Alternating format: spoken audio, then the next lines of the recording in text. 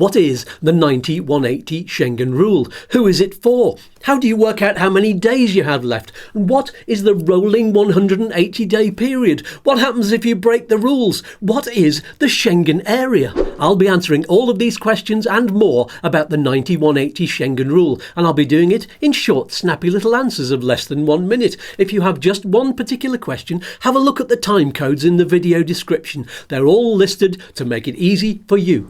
Stick around for the most helpful, clear and concise answers on the web. Welcome to YouTooSpain. Let's dance.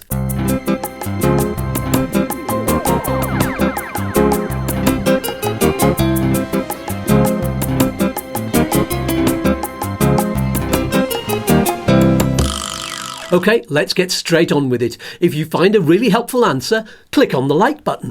What is the 90-180-day Schengen Rule? If you're a non-EU citizen, you can only spend a total of 90 days in any 180-day period in the Schengen area. Those days don't have to be together. It could be a weekend in France, then a gap of a few weeks, then a month in Spain, then another gap, and then a few weeks in Belgium. You get the picture. Just add up the days you spend in Schengen countries within a period of 180 days, and it can't be more than 90. What is the Schengen Area? The Schengen Area is a group of European countries with no internal borders, which makes travel and trade easier within that area. If you imagine those countries in one big block, then there's only one outer border. So if you sail in or drive in, there will be border controls. You'll need to show your passport. Of course, you can fly directly into any of the countries too, bypassing the outer border. So basically, all of the airports act like an outer border too. But once you're in, you can travel from country to country without needing to go through border controls and show your passport. Do you need a visa to get into the Schengen area? This depends on your passport. EU citizens don't need visas to get into the Schengen area. All other countries' citizens are called third country nationals. The citizens of 63 of these countries have an automatic visa waiver, so they can get in without a visa. But as they go through the outer border or land directly into an airport in the Schengen area, their passports are stamped with a date which can be checked to make sure they've not broken the 90-180-day rule when they leave. The only citizens who need a visa, a Schengen visa, are third country nationals from outside of those 63 countries. The ETIAS system, due to be implemented this year, will supersede passport stamps and make it easier for border guards to check whether you've broken the rules. Who is the 90-180-day Schengen Rule for? The 90-180-day rule is only for third country nationals. That's the name given to people who aren't citizens of an EU country or part of the Schengen area, which isn't quite the same thing. More about that in a minute. Is the Schengen area the same as the EU? No, there are quite a few countries that fall into both categories, EU and Schengen, but there are exceptions. It's not totally straightforward, so I've put a link in the video description below to the full list of countries on an official EU website, so you can take your time to look at it. Does the 90-180-day rule apply to EU citizens and their non-EU spouses? No. The 90-180-day rule doesn't apply to EU citizens because they have freedom of movement within the EU. Their passports don't get stamped at the outer border. They can live and work in any of the member countries as long as they fulfil the requirements of the individual member states. Sometimes people get confused between the 90-180-day Schengen rule and what I call the 90-day rule, which is the length of time you can spend in a country like Spain, for example, before you are expected to apply for residency of that country. Non-EU spouses of EU citizens, when they're travelling with their partners, are entitled to the same freedom of travel as EU citizens. But take a copy of your marriage certificate in case you're challenged to prove your relationship. Is there such a thing as an EU citizen? Well, strictly speaking, you can't be a citizen of an organisation, only a country. So if you talk about EU citizens on social media, you will at some point find yourself being corrected vehemently by a pedant with too much time on their hands. However, if you look at my Spanish residency card, for example, it says that it's the card of a citizen of the European Union. So that's official. So there. Besides, it's in common parlance to talk about EU citizens, so there's no point trying to tell off millions of people for communicating their status clearly and precisely when the alternative is long-winded and annoying, just like the pedants. As a non-EU citizen resident in an EU country, am I immune to the 9180-day rule? Third country nationals who gain residency in EU countries with a visa are immune to the 9180-day rule, but only in their country of residency. If they want to travel around any other EU countries, they should obey the 9180-day rule. So, a UK passport holder who's now a resident of Spain can spend as much time as they want in Spain. But if they travel to France, for example, they should only stay there for up to 90 days before returning to Spain or leaving the Schengen area altogether. In practice, it's a bit difficult to police this situation because there are no internal border checks within the Schengen area. So if you're driving about from country to country, for example, who's going to notice? If I get residency in an EU country, does that make me a citizen? No, citizenship is all about which passport you hold. Residency is just permission to live in a country other than the one you are a citizen of.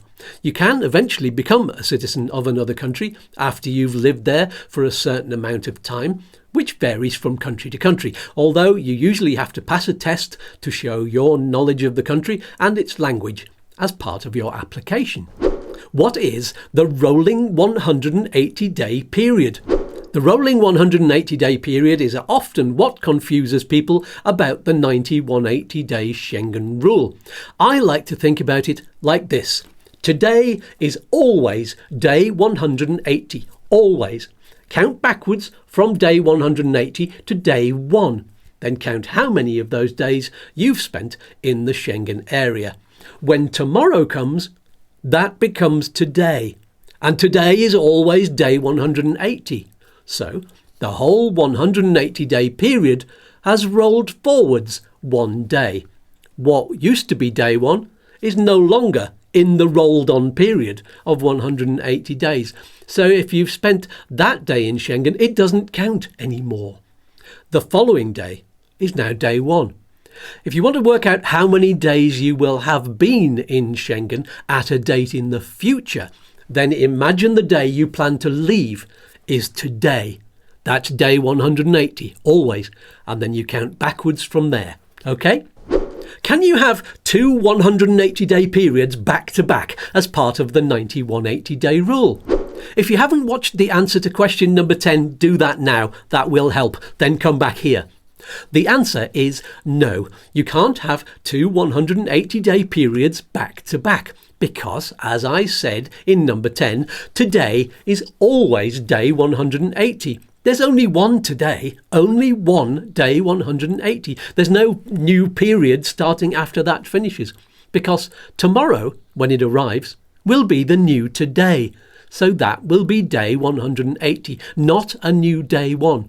Day 1 is 6 months ago, always.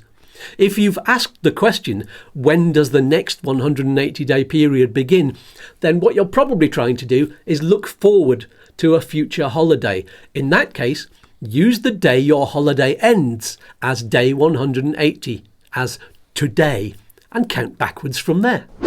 I'm confused. Can you work out for me how many days I've got left in the Schengen area? I get asked this question quite a lot, and while I do like to help people, and I understand your confusion, especially if you've got several different groups of days and weeks that you've spent away over the course of many months, I don't have the time to answer you all. I make these videos for free, so there are two options. Number 1, donate some money to YouTooSpain using the buymeacoffee.com link below, and I will help you out. Or number 2, use the online Schengen Visa calculator that I recommend in the next question. Thank you. click the like button. Is there an online Schengen Visa calculator that you recommend? There are several Schengen calculators online that are supposed to tell you how many days you have left, but when I did a review of them all in a video, the link to that is below, I found that only 2 of them gave the correct answers and were easy to use. So here is the web address for the one that I recommend, www.visa-calculator.com. I've put that link below. Is it possible to get around the 9180-day rule? Many people ask questions about how they can spend more than 90 days in the EU. What they're actually asking is, can I get around the rule? Is there a way to bend the rule? Well, the answer is no, not really. People have been trying for years, and some people get away with overstaying because their passports didn't get stamped or checked properly. You're always going to hear stories of people getting away with it. But these are actually few and far between, and, in my opinion, it's not worth trying to get round it, because there are punishments that you would not want, especially if you have a property here. Just asking the question is a sign you want to kind of break the law, you sneaky little person, you. Subscribe now for the full series of 9180-day rule questions. What happens if I break the 9180-day rule? You could be fined or deported if you break the 9180-day rule, and you could also be barred from entering the Schengen Area for a period of a couple of years, I think it is. And if at some point you wanted to become a resident or citizen of an EU country, your record of overstaying could be held against you. It's just not worth it. What is ETIAS? ETIAS is the new visa waiver system for the Schengen Area that's being implemented this year. It's very like the American system, where you'll be required to fill in a short series of questions online about where you're travelling to and what address you'll be staying at, and there's also a very small fee to pay. This will all be linked in with your passport number and various other identification details, so that when you go through the Schengen border, everything is logged digitally. There's a link below to a video I made all about it. One final thing. It's not a Big Brother conspiracy designed to spy on us all. It should streamline the whole process while stopping those nasty people you keep on saying you don't want in your country. Will Spain ever change the 9180-day rule? In order to change the 9180 rule, all of the member countries would need to be in total agreement. So Spain can't do this all on its own. From what I've read, there's not a great deal of enthusiasm in the EU for granting the UK special privileges.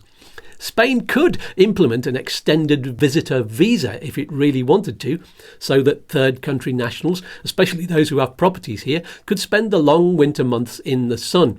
But even if there was political will and enthusiasm for this, it's obvious from the length of time it's taken to implement the driving licence swap that any legislation would take years to become law. So don't hold your breath. Why did Spain make the 9180-day rule? Is it revenge for Brexit? The 9180-day rule is a Schengen countries rule, and it's been in place for many years for third country nationals. The UK was among the countries that wrote the Schengen rules in the first place when it was part of the EU, so you can't really blame Spain for stopping UK citizens staying for more than 90 days. The UK decided to leave the members' club and be an outsider, thus reducing their citizens' stay within the EU. It is what it is. Don't blame Spain. If you have any questions, or you want me to make a video about anything else to do with moving to or living in Spain, put them in the comments below. Also, click on subscribe and on the notifications bell to be the first to hear about all of our videos and live stream Q&As every week. Bye for now. Let's dance.